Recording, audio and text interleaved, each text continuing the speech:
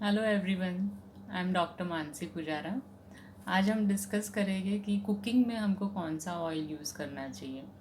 Practice में ये एक बहुत ही कॉमन क्वेश्चन है कि खाने में कौन सा ऑयल हम यूज़ कर रहे हैं, कौन सा हेल्दी ऑयल है। कभी हम ये पढ़ते हैं कि हमें एक ही ऑयल यूज़ नहीं करना चाहिए, ऑयल को बार बार चेंज करते रहना चाहिए। कभी ऐसा पढ़ते हैं कि डिफरेंट डिफरेंट ऑयल्स के कॉम्बिनेशन यूज़ करने चाहिए, जैसे एक टाइम अगर एक ही ऑयल यूज़ किया है तो दूसरी कुकिंग में दूसरा यूज़ करते हैं। या फिर कभी ऐसा भी करते हैं कि दो ऑयल को मिक्स करके कुक करते हैं। सो ये बहुत कन्फ्यूजन है। लेकिन कौन सा ऑयल यूज़ करना चाहिए उसके पहले हम फैट्स, ऑयल या फिर फैट्स कौन से टाइप की है वो समझना ज़रूरी है। सो यहाँ पे मैं ज़्यादा प्रैक्टिकल अप्रोच यूज़ करती हूँ rather than theory. So practically आप देखेंगे तो फैट्स तीन टाइप की है।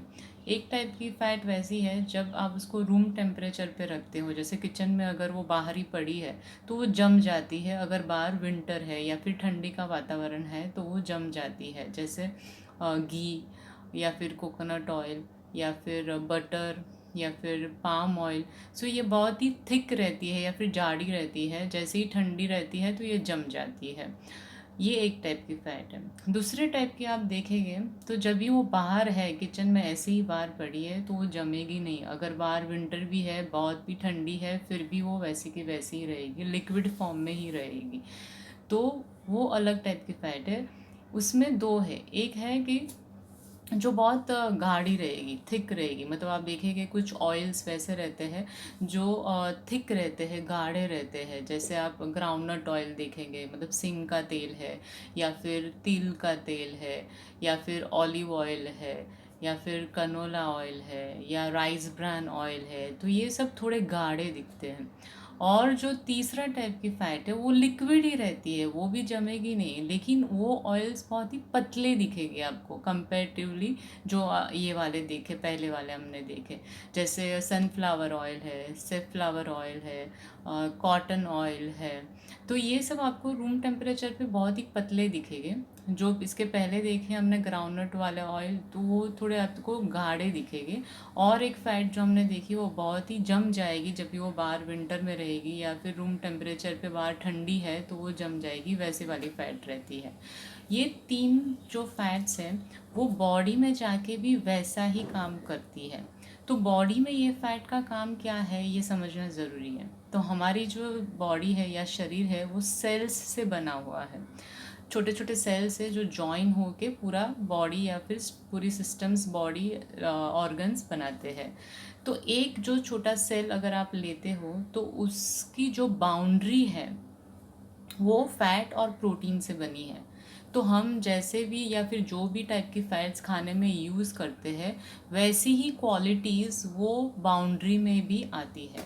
तो जैसे पहली वाली हमने फैट्स ले ली है, घी है या फिर कोकोनट है, हाँ, तो वो बहुत ही सैचुरेटेड, उसको सैचुरेटेड फैट्स बोलते हैं, मतलब जो जम जाती है। तो अगर वैसी वाली फैट हमने ज़्यादा खाने में यूज़ किया, प्रपोर्शन उसका ज़्यादा है, तो जब वो बाउंड्री में जाती है तो वहाँ पे भी जम जाती है।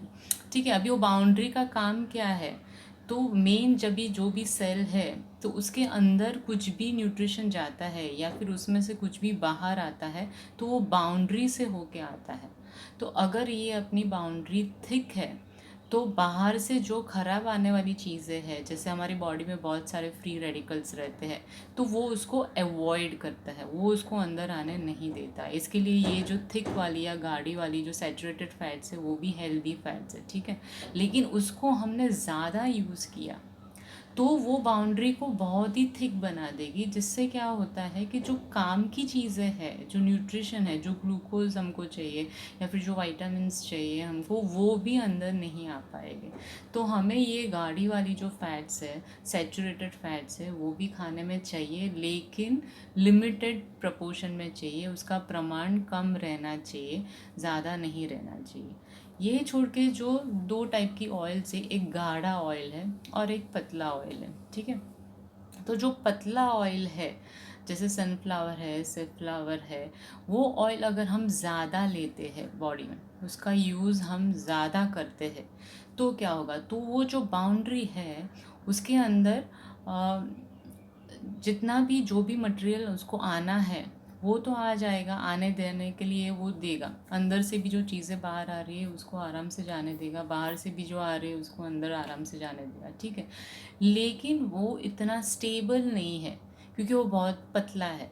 तो जैसे बाहर से फ्री रेडिकल्स अगर आके उसके साथ रिएक्ट करते हैं तो वो रिएक्ट हो जाता है और वो फ्री रेडिकल्स आराम से अंदर आ सकते हैं। तो जो पतला वाला ऑयल है अगर उसका हमने ज़्यादा यूज़ किया तो हमारे सेल्स की जो बाउंड्री है उसमें स्टेबिलिटी नहीं रहेगी। कुछ भी बाहर को जो एक्चुअली सेल में नहीं जाना चाहिए वो भी अंदर जा सकता है। ये छोड़ के तीसरा वाला ऑयल जो है दैट इज़ मीडियम गाढ़ा लिक्विड जैसा ऑयल, जो थिक भी नहीं है लेकिन इतना पतला भी नहीं है। अगर वो वाली फैट्स हम ज़्यादा खाते हैं खाने में तो दोनों फंक्शन हमारे अचीव होते हैं, क्योंकि वो गाढ़ी है तो स्टेबिलिटी भी देती है, मतलब बाहर से चीज़ों को अंदर भी नहीं आने देती है, लेकिन इतनी पतली भी नहीं है कि बाहर से फ्री रेडिकल्स उसको रिएक्ट करके उसको यूज़ करके अंदर चले जाए। तो जो 3 टाइप के जो ऑयल्स है, तो पहले जो घी, बटर, कोकोनट ऑयल, वो सैचुरेटेड फैटी एसिड्स में आते हैं। दूसरा वाला जो है जिसको मैंने बोला कि वो गाढ़ा रहता है लेकिन लिक्विड रहता है, वो जमता नहीं है, उसको म्यूफा बोलते हैं या फिर मोनो अनसैचुरेटेड फैटी एसिड्स। ये थिक रहता है और ये हेल्दी रहता है। तीसरा जो रहता है मैंने बोला था कि पतला ऑयल रहता है बहुत ही, उसको प्यूफा बोलते हैं या फिर पॉली अनसैचुरेटेड फैटी एसिड्स। ये जो प्यूफा है ये हमारे शरीर के लिए बहुत ही ज़रूरी है क्योंकि उसको एसेंशियल फैटी एसिड्स कहा गया है। एसेंशियल का मतलब जो हमारी बॉडी खुद नहीं बना सकती है और हमको इसको बाहर से खाने में से ही लेना है। और इसीलिए सनफ्लावर, सेफ्लावर, ये सब ऑयल हेल्दी ऑयल भी माने गए हैं। लेकिन जैसे मैंने कहा कि ये पतले रहते हैं तो इसको अगर हमने ज़्यादा खाया तो ये स्टेबिलिटी प्रोवाइड नहीं करेंगे। तो हमको ऐसा ऑयल चाहिए जिसमें ये एसेंशियल फैटी एसिड्स भी आ जाए और हमको स्टेबिलिटी भी मिल जाए।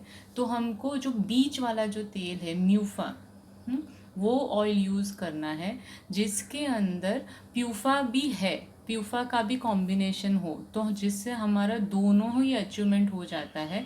थिक भी मिलता है और हमको जो एसेंशियल फैटी एसिड्स चाहिए वो भी मिल जाते हैं।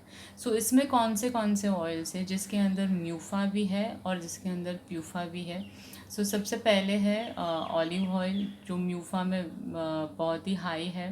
देन सेकंड है कनोला ऑयल। देन थर्ड है सींग तेल या फिर ग्राउंडनट ऑयल जो बोलते हैं।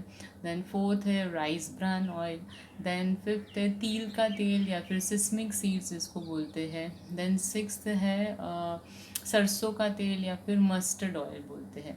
ये जो 5-6 ऑयल्स है इसका कॉम्बिनेशन वैसा है कि ये गाढ़ा भी है, मतलब ज़्यादा जमने वाला भी नहीं है, और इसके अंदर जो पतला वाला ऑयल है प्यूफा वो भी कुछ प्रमाण में है जो बॉडी को चाहिए, क्योंकि एसेंशियल फैटी एसिड्स हमें चाहिए, तो वो भी उसके अंदर कॉम्बिनेशन में है।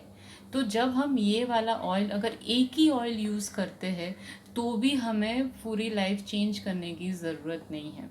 आप देखेंगे कि पहले के ज़माने में जब भी ऑयल नया बनता था तभी उसकी प्राइस या फिर जो मार्केट वैल्यू रहती थी वो कम रहती थी। तो पहले के लोग क्या करते थे, पूरे साल भर का ऑयल घर में ला के रखते थे। जैसे 3 डब्बा 4 डब्बा, पहले तो 15-15 लीटर का मिलता था, अभी छोटे छोटे पाउचेस मिलते हैं, लेकिन पहले ऑयल बड़ा बड़ा डब्बे में मिलता था, टिन के डब्बे में मिलते थे। तो वो एक ही ऑयल यूज़ करते थे। कभी आपने देखा नहीं रहेगा कि पहले के ज़माने में लोग ऑयल को चेंज करते रहते थे। इनफैक्ट साल भर का ऑयल उनको एक साथ में ही आ जाता था और वही ऑयल यूज़ होता रहता था। सो हम एक ही ऑयल सिलेक्ट करें लेकिन उसका कॉम्बिनेशन बराबर हो तो उसको चेंज करने की ज़रूरत नहीं है, कॉम्बिनेशंस यूज़ करने की भी ज़रूरत नहीं है। ये ऑयल कुकिंग ऑयल में हम यूज़ करते हैं, लेकिन मैंने जैसे बताया है कि हमारी बाउंड्री को हमको स्ट्रॉन्ग रखना है तो हमको थोड़े से सैचुरेटेड फैटी एसिड्स भी चाहिए। तो हमें थोड़ा सा घी या फिर कोकोनट है वो उसका भी यूज़ हमारे खाने में करना चाहिए, जो हमारा इंडियन खाना है उसमें ऑलरेडी वो कॉम्बिनेशंस है ही, जैसे हम रोटी बनाते हैं या चपाती बनाते हैं तो उसके अंदर हम घी लगाते हैं, फिर दाल चावल हम खाते हैं तो उसमें हम घी डालते हैं, या फिर खिचड़ी बनाते हैं तो उसमें हम घी डालते हैं, या फिर कोई सब्ज़ी बनाते हैं तो उसमें हम थोड़ा सा कोकोनट डालते हैं। तो ये जो फैट है ये हमारे सेल्स को स्टेबिलिटी देती है, क्योंकि ये सैचुरेटेड फैट्स है तो उसको स्ट्रॉन्ग बनाती है, बाहर के फ्री रेडिकल्स को अंदर जाने से रोकती है। लेकिन इसका भी प्रपोर्शन में, मतलब प्रमाण में यूज़ करना चाहिए। अगर हम सैचुरेटेड फैटी एसिड ज़्यादा यूज़ करते हैं तो वो कोलेस्ट्रॉल बढ़ाने का काम करती है। और खाली सैचुरेटेड फैटी एसिड्स ही नहीं, जैसे मैंने बताया कि हम जैसे अभी हेल्दी ऑयल का यूज़ करते हैं, जैसे म्यूफा रिच ऑयल्स जो हेल्दी है हम वही खाने में यूज़ कर रहे हैं। लेकिन हेल्दी चीज़ें भी अगर ज़्यादा खाई जाए तो कोलेस्ट्रॉल को बढ़ा सकती है, क्योंकि हमारे आगे के वीडियोज़ में मैंने कोलेस्ट्रॉल का डिस्कशंस किया है। तो इसके रिलेटेड हेल्दी ऑयल्स आप देखेंगे तो सबसे पहले olive oil, canola oil, then groundnut oil, then rice bran oil, then sesame oil and then mustard oil. इसमें से आप कोई भी यूज़ करते हैं तो एक ही ऑयल यूज़ करना इनफ है, कॉम्बिनेशंस यूज़ करने की ज़रूरत नहीं है। लेकिन अगर आपका कोलेस्ट्रॉल ज़्यादा है तो ये हेल्दी ऑयल्स भी आपको पोर्शन साइज़ में ही यूज़ करने हैं। ये मैंने खाली कोलेस्ट्रॉल वाले के लिए ही कहा है जिनका कोलेस्ट्रॉल लेवल हाई है, बच्चों के लिए नहीं है, किड्स के लिए नहीं है, प्रेग्नेंट लेडीज़ के लिए नहीं है। उनको फैट्स ज़्यादा खाने चाहिए तो वो अपने हिसाब से खाए, उसमें कुछ प्रॉब्लम नहीं है। इसके छोड़ के कभी कभी कॉम्बिनेशंस बोलते हैं, जैसे कॉम्बिनेशंस यूज़ करना है तो जब हम पतले वाले ऑयल, जैसे सनफ्लावर, फ्लावर, ऐसे वाले ऑयल्स अगर हमको ज़्यादा यूज़ करना है अपने खाने में तो हमको कॉम्बिनेशंस यूज़ करना पड़ेगा। क्योंकि जैसे मैंने बताया कि ये बहुत ही पतला रहता है, अगर यही तेल आप खाली एक ही ऑयल इसको ही अगर आप ज़्यादा खाएंगे तो ये ज़्यादा ऑक्सीडाइज हो जाता है, फ्री रेडिकल्स के साथ रिएक्ट हो जाता है और हमारी सेल्स की बाउंड्री को स्टेबिलिटी नहीं दे पाता है। तो अगर आप ऐसा वाला ऑयल्स ही ज़्यादा प्रेफर करते हैं तो फिर आपको उसको कॉम्बिनेशंस में यूज़ करना चाहिए। ये कॉम्बिनेशंस में नेक्स्ट वीडियो में कहूँगी कि कौन से ऑयल्स अगर आपको यूज़ करने हैं तो आप कॉम्बिनेशंस में यूज़ कर सकते हैं, और उसका प्रपोर्शन क्या है वो भी बहुत इम्पॉर्टेंट है। लास्ट में healthy oil, as I said, आप कोई भी इसमें से सिलेक्ट कर सकते हैं, लेकिन आपको कितना खाना चाहिए ये आपकी लाइफस्टाइल और आपकी फ़िज़िकल एक्टिविटी के हिसाब से आपको डिसाइड करना चाहिए, तो ही वो हेल्दी रहेगा। नहीं तो एक्सेस में again it will create other issues, वो अलग अलग आपको हेल्थ इश्यूज़ दे सकता है। ठीक है, so will stop here. So I feel अभी आपको पता है कि हेल्दी ऑयल कौन सा है। So wish you healthy cooking and bye for now, take care.